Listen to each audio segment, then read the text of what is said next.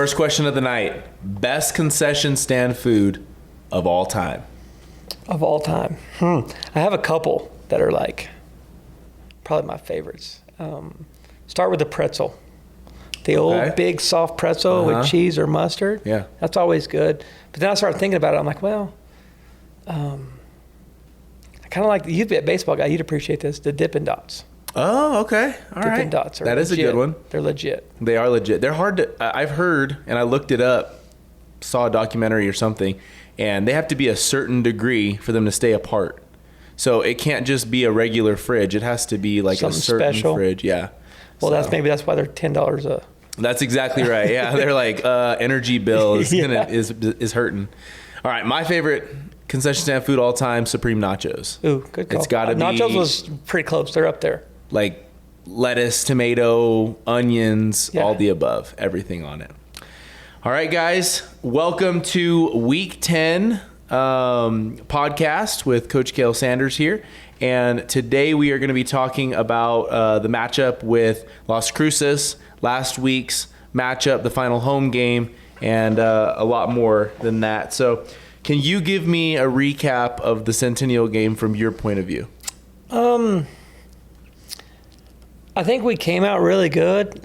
We fought. We were playing toe for toe with those guys until we threw the pick six, which it was 14-7 when we threw that pick six, and I didn't really realize this till I went back and was really looking at stuff, and there was about 6 minutes left in the half when that happened. Like our kids were fighting, toe for toe, like they didn't back down. They were doing good, and of course we do that and we kick ourselves in the foot for it, but and they actually score again, and it kind of steamrolled from there. But our kids were rocking and rolling from that game, and I think as a positive looking into that thing, we didn't go in there wide-eyed and laid down, and we weren't scared of Centennial, which a lot of people have been this year. And I think our kids, they came out good. I think they were prepared, and we just made some mistakes again. And whenever this team realizes that they're good and they can eliminate one or two of those mistakes that really put us behind the chains and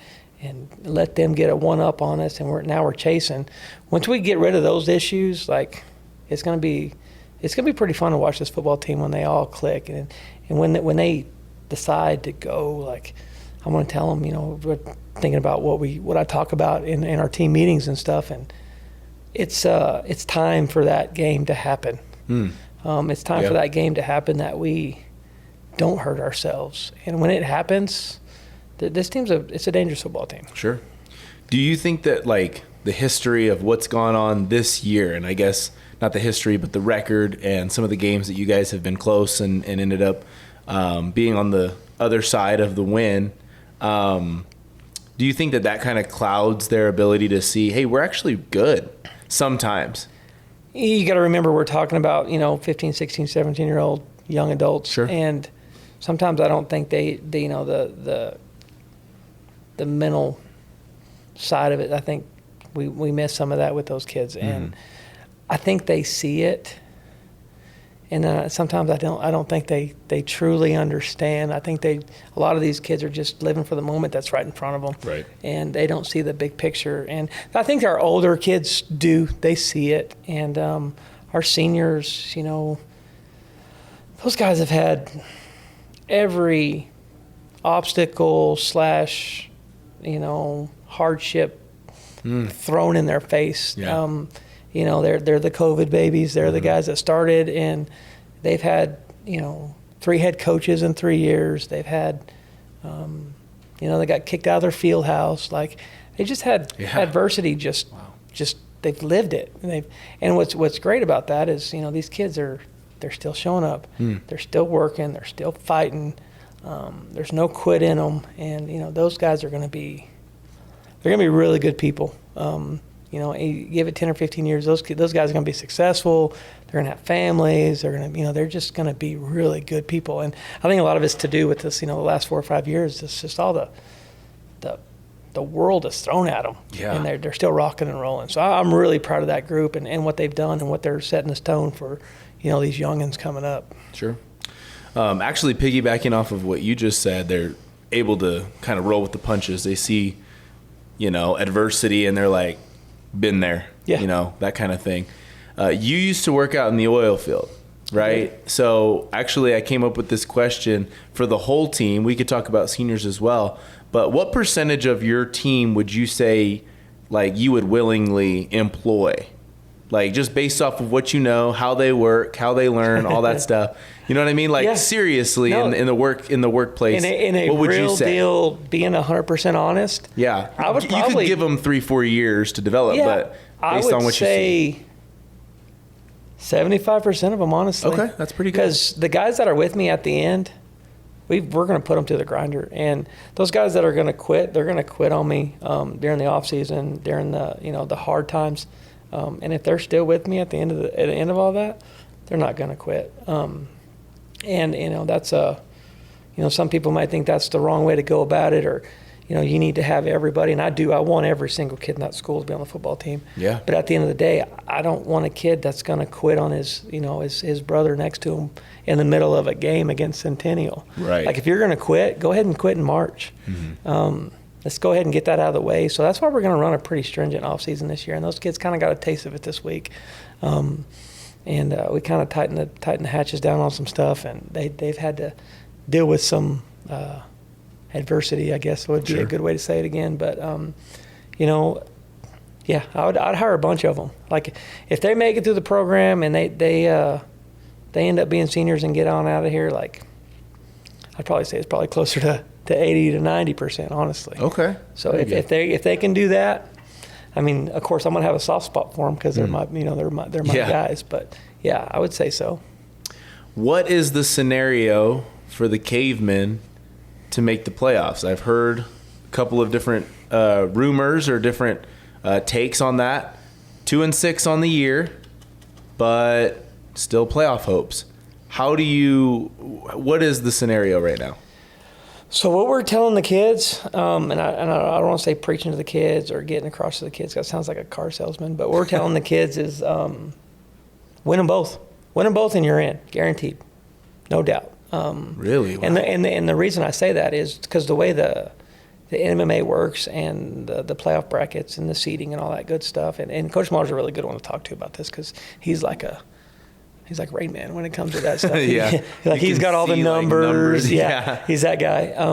But if you finish second in your district, no one in your district can be ranked above you in the playoff seedings. So basically, the way you finish in district, no one can be ranked above you. So if we were to win district and just say we beat Centennial and it just came out, Centennial couldn't be ranked above us. Wow. Or if we beat Cruces and Hobbs, they can't be ranked above us. So so you're saying not just you got second in district, they can't be ranked above you, but I just beat that team, you basically eliminate them. Well, I wouldn't say eliminate them, but in the playoff seedings, they can't be above you. Wow. So if we beat Cruces and we beat Hobbs, which they've been sitting at 6, 7, 8 all year, say we piggyback that and we jump into that spot, they can't be above us. Really? And this is the crazy part is we could be 2-6 sitting right now, and I mean it's I don't want to jinx anything or sound like we're, pitching, pipe dreams, but we could host a home playoff game. Really? Honestly, we could. Wow. If we win both games and some stuff happens our way, like it could happen. Of course, you got to have some help from Albuquerque and whoever's checking the ballot boxes or whatever. But, our future is still in our hands. So if you were to say have beaten if we split them? Centennial, let's just say you had beaten them, right? Mm-hmm. They're likely to get first place in district. They couldn't be ranked above you, though, still? Well, so if they're first in district, we can't be ranked above them. So, I see. You know what I'm saying? Okay. So it kind of goes down to your district, the finish.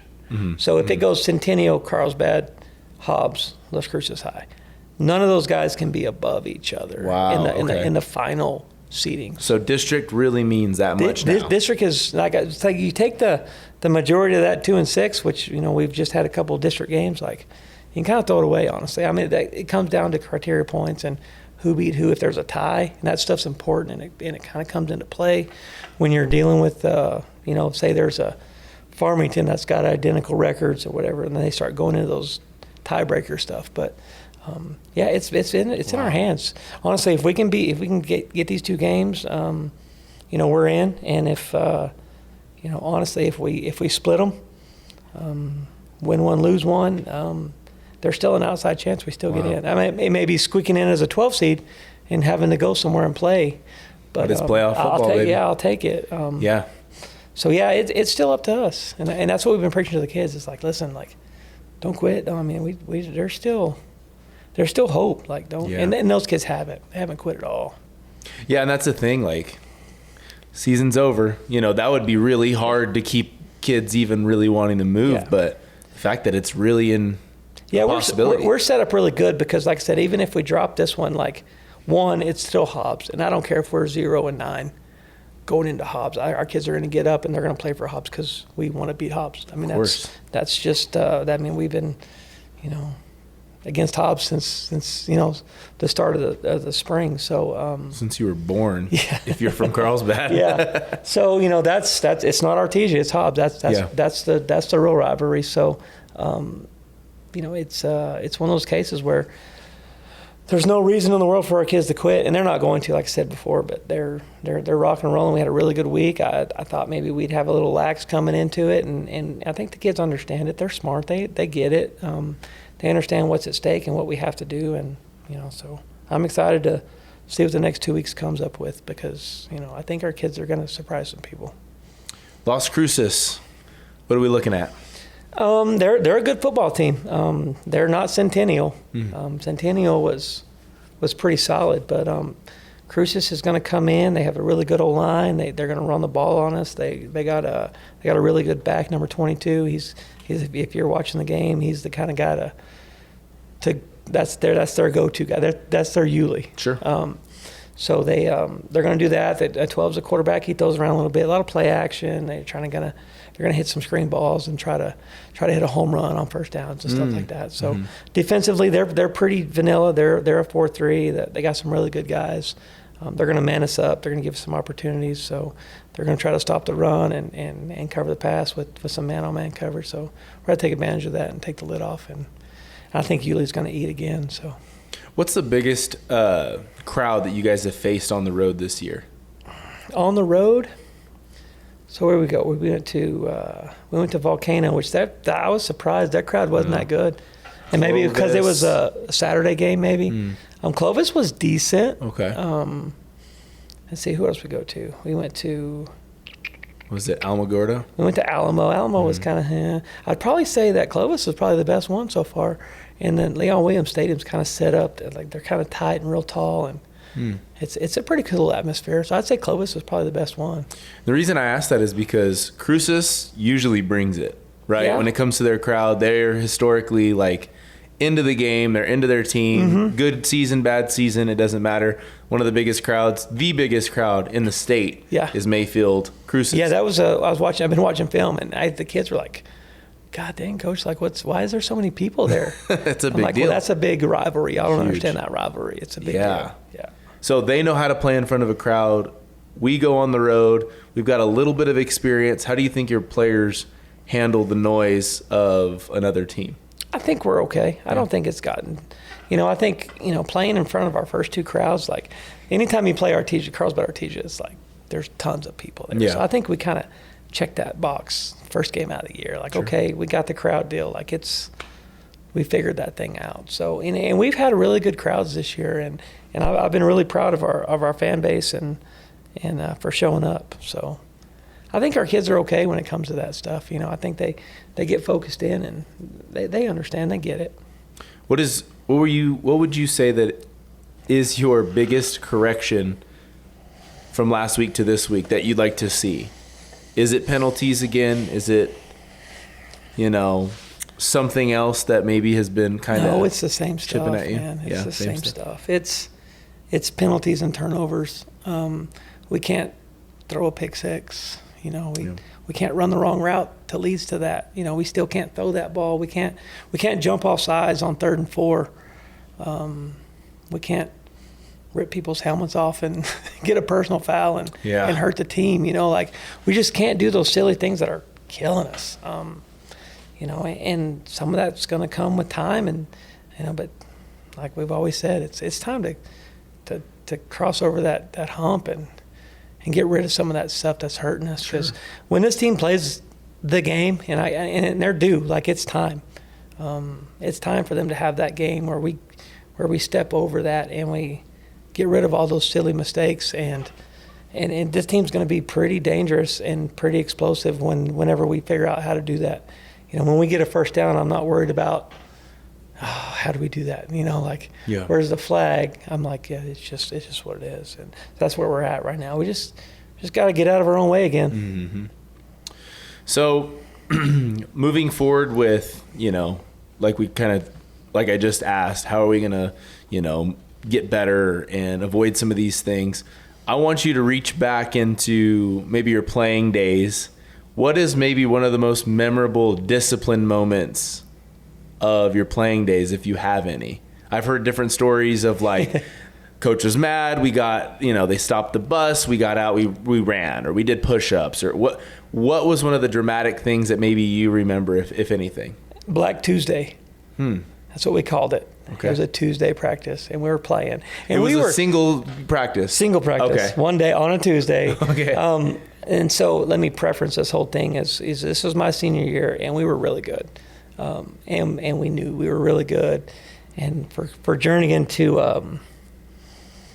to get us going, it's like nothing. It's like, oh, I'm going to run you. Like, okay, we'll run us. Oh, these guys are going to kick your butt. Like, no, they're not. Sure. So we're going through a Tuesday practice, and it's mediocre at best. It's one of those deals, and he's getting mad. We're 45 minutes in, and then an hour into it, an hour and a half into it. And you got to remember, we practiced for like 4 hours. It was a gauntlet. It was a grinder. We get almost done, and he loses his gourd. Just gets mad and starts screaming, yelling, and he's like, we're starting over. And we started practice over from the very beginning, calisthenics, kicking the lights on. Yeah, and so when we started over, we had to do mountain climbers and burpees and all the stuff. I think we probably even had to go pull ties or something, but it was a long day. He just completely started the whole thing over. So, yeah, that was probably the worst day as far as that goes. Another story that's pretty funny that comes to mind is we went to Lovington my senior year, and we were 100 points better than Lovington. And we knew it, and we had kids jacking around in the locker room, running around in their whitey-tighties, got their sucker in their mouth. We knew we were going to go out and beat the dog out of them. Well, Sam gets mad at us and starts screaming and yelling. And he said, you know what? Close the door. Y'all ain't coming out. Y'all ain't coming out till I say you're ready. Wow. Well, they're still in their suckers in their underwear and just jacking around, and we didn't think anything of it. Like, you say they, so you weren't taking part in that? No. Of course I was not. in the corner being the good kid, reading my playbook. And right. No, I was probably right in the middle of it. And so it's getting kickoff time. We haven't gone out. We haven't warmed up. We haven't done nothing. And you hear a knock on the door. It's the refs. Hey, 3 minutes to kickoff. Where y'all at? It's kickoff. We're about to throw a penalty. And so, I don't know. I think we were actually late. And we basically ran from the field house in Lovington straight onto the field to kickoff. Really? And we ended up winning 73-6 or something like that. It was pretty bad. But he got so mad at us about that. I don't even think he came out the second half. We were calling our own play. But yeah, that was a pretty cool day. So too. It worked out for you guys. Yes. Fine. But he's like, there's nothing I can do to get these kids' attention. They know they're good. And I think we lost Artesia my senior year. Second game of the year, we missed a field goal. And I think that kind of put the lid on us. But that team was really good, and they knew it. And yeah. Ended up winning a state championship, so I can't be too mad at them. What are some of the things in New Mexico football that have been banned since you played? Is there anything? Not that I know of. No. Well, I mean, other than the wedge on the kickoff and just all that in general football. I mean, they're kind of sissifying football in some ways on stuff, and illegal contact to the head, and all that stuff was still old school. Yeah. You could crack skulls and not get a penalty, but. So that was actually what I was going to say. Okay. The targeting era. Yeah. It was explosive and fun to watch. If you could bring it back, would you do it? Maybe at a college pro level. I think for parents' sake, they probably would be okay with it not. Yeah, being I'm trying back to in think. high school. Like, I'm trying to make sure your comment section stays good on this one, and me. But personally, I was a wide receiver, but I also played free safety. So I wish I could still hit. But on the other side of the fence is, I like a little protection too. You know. Yeah. I've been on the other end of it, receiving it, but. You know, it's probably the right thing to do because there's been some pretty nasty stuff going on. But, you know, a part of me, the old school, you know, like Black Curtain or whatever, the Steel Curtain and all those old NFL clips of those dudes just, you know, you watch those clips, every one of them is a penalty now. Horse collar or. Oh, yeah. Yeah, but so, yeah, it's gotten a little more civilized, I guess. But I think our athletes are better now, and I think we could really do some damage with the guys that we got screaming around and how fast they are and how big they are. Like I think we can, you know, like don't get me wrong, Terry Bradshaw was really good, but he didn't look like a you know a quarterback now. Like he's just kind of beer belly. Yeah, you know. But yeah, I think the athletes have changed. I think with the way they are now, you probably need a little bit of that. You know, kind of put the reins on those horses because they can hurt some people. There used to be like a segment on ESPN and it was called like Cold Hard Hits or something like that. I don't know if you remember that, but that's all it would show. All the old school stuff. And then stuff. as soon as like the concussion stuff hit, it was like Cold Hard Facts. Let's talk about, you know, good things. You know, they rebranded right away, but Mike Ditka, he just passed. He was one.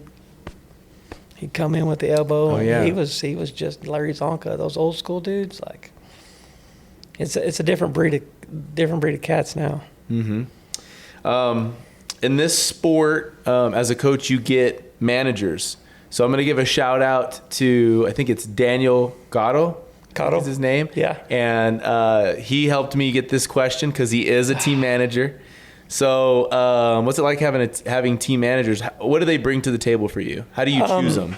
They're gold. Yeah, they really are. I wish we had 7 of them. I wish we had 7 Daniels, because he's awesome. And if you knew the story, I don't know, you might even know it, but the story behind that kid is really cool. And I won't get into it or nothing, but he's salt of the earth, and he's not able to play football, and he still wants to be part of it, and that's really cool. And he still shows up, and he's, you know, we're actually taking him, and he's going to film for us, and he's going to do all that stuff that nobody loves to do. You know, he's getting water, or he's you know, we use him a lot for filming because we film everything, and we have 7 different cameras, and those guys are doing a bunch of stuff for us, and that's crazy important to us. But they just help us set up stuff and help us load and unload stuff. And yeah, those guys are, honestly, I wish we had 7 or 8 of them. I mean, we had put a post out earlier in the school year saying, you know, managers or we're looking for managers, and, you know, we can't pay you, but we can swag you out and take you and get you out of school. The best gear. Yeah. And you know, you can be part of a team, and, you know, it can help us out, and, you know, doing laundry and keeping the equipment room up and all that good stuff that just, it's a big wheel with a lot of spokes. And, you know, those kids that come in and help us do that stuff it's huge for us, because our staff is small, so we do a lot of that stuff. You know, Coach Millar and Coach Aldana and Coach Widener and Neal and all those guys, they all have their own little roles of doing whatever it is. You know, it might be getting the headsets ready for a night or whatever. And if we had a full staff of managers, that would be awesome to help us out. But yeah, he's awesome. So you have him in class? I do, yeah. Yeah, he's a good kid. Really good kid. Okay, so last week we went with some new words. We had a quiz. We got new words. Oh, no. I fielded some new words for you, if you're ready. I'm ready. I'm ready. Okay, here we go. All right, word number 1. Cap. Do you know what cap I've heard him say it 1,000 times. Yeah. Okay. No, we don't have cap. Like cap. Hold on. Don't just move on to the next one. Let me think about this. Dig deep. Like cap. That's cap. Like that's like really awesome. That's good. That is not. No. I believe it's lying. It's a way of saying that's lying. Dadgummit. Yeah, you're right. That's it. 8. 8? 8. Like 8? Mm-hmm. He ate, she ate. That's what they say. Oh, like, yeah, let him eat. Like I say Yuli, let Yuli eat. Like it's going to be his day. It's going to be he's going to take over. Like, let him eat. Like, is that? That is for eat, but I think 8 is like they're like they already did it. It's over. Yeah, it's already done. Right. We're eating now. Now he's done 8. Sure. I don't know. All right. Sold. Sold. Mm-hmm. God dang it. No. Okay. That one was sold. Like well, somebody bought it. He sold. Yeah, exactly. When they say he sold, apparently it means sell that out. you're like losing. You like lost it for everybody. So he's selling. He's sold. He's losing for people. I don't know. Hard for me to wrap my brain around. Yeah, that one's strange. Riz. Riz? Like game? Like he's spitting game? Like Riz? Yeah. Yeah. Yeah, you got that one. All right, very good. I got Riz. You know that one because you have it. I got no Riz. Gas. Mm-hmm. Petro, diesel, I don't know. Sure. You go? It's got gas? No, gas is a way to describe something as delicious. Can't they just say that's good? That's fire. That's gas. Like that. I don't know. And then last one is bussin'. Bussin'. I've heard that one. Like that's bussin' or something like Yeah. that. Like that's really good. That's awesome. Yeah. So basically, gas and bussin' are about the same thing. So there's your quiz for this week. We have more on the way. Our generation is, we're in trouble, boys. Mm-hmm. We are, definitely. We probably had stupid sayings too, and they're like, what is that? So exactly. They were giving me crap about that. They're like, Coach, you don't even know about that? Really? I'm like, I don't know. And they were like, I was about 50-50. Like, yeah, some of those we hadn't even heard of, Coach. So very good, very good. But hey, that's okay if they're listening. Yeah, exactly. They're watching. They're listening. So, very good. Shout out Gavin York. Heck yeah. All right, so going in, Las Cruces, week 10, second to last game of the regular season. What do you want to tell fans that are thinking about, maybe I'll go to Cruces? Come on. I think you're going to see a good football game.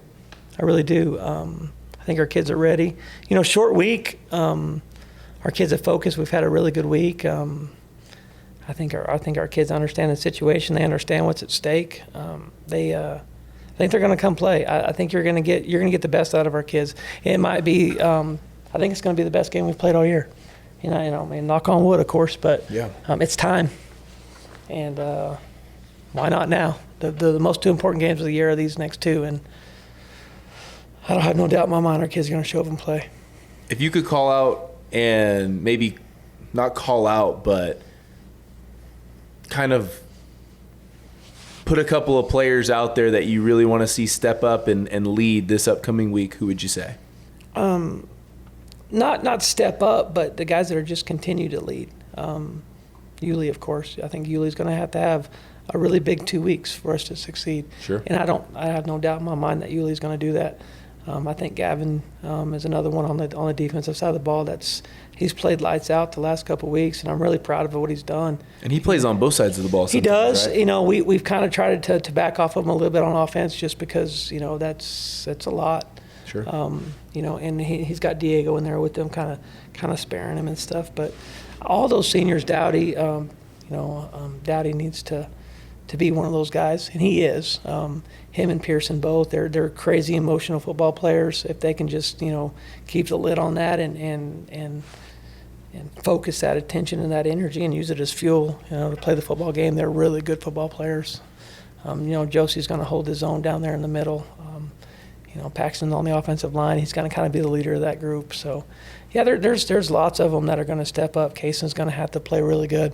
Mm-hmm. Kaysen's going to have really good games, and we're going to have to get Ian involved, and Bobby's going to have to do his thing. And I have no doubt that those guys are going to do that. I'm just excited, honestly. And we might be sitting here next week, and I'm just completely deflated. But I don't think that's going to be the case.